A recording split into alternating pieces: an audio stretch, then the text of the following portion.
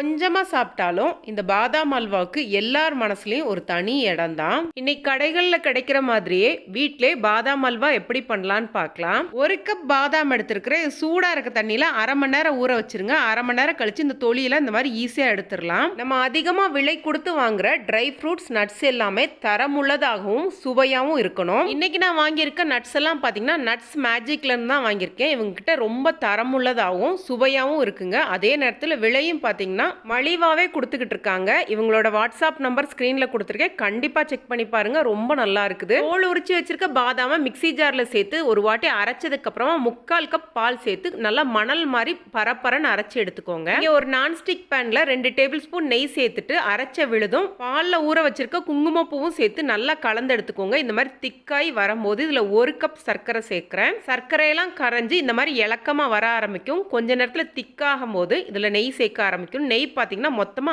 1/2 cup நெய் தேவை இருக்கும். கொஞ்சம் கொஞ்சமா பிரிச்சு சேர்த்துக்கோங்க. இன்னைக்கு பார்த்தீங்கன்னா கம்மியான அளவுல பண்றனால 10 நிமிஷத்துல இது உங்களுக்கு ரெடி ஆயிரும். இந்த மாதிரி பாத்திரத்துல ஒட்டாம நெய் பிரிஞ்சு வரும்போது எடுத்துருங்க. இன்னும் ஆறுனதுக்கு அப்புறமா இன்னும் கெட்டியாகி சாப்பிட்றதுக்கு கரெக்டான பதத்துல இருக்கும். பாதாம் அல்வாவை இந்த மாதிரி பேக் பண்ணிட்டு சாப்பிடும் போது தான் டேஸ்டே இன்னும் அதிகமாகுது. குவாலிட்டியான நட்ஸ் அஃபோர்டபுளான பிரைஸ்ல கிடைக்கிறதுக்கு நட்ஸ் மேஜிக்கை கான்டாக்ட் பண்ணுங்க. வாட்ஸ்அப் நம்பர் கொடுத்துருக்கிறேன். நன்றி, வணக்கம்.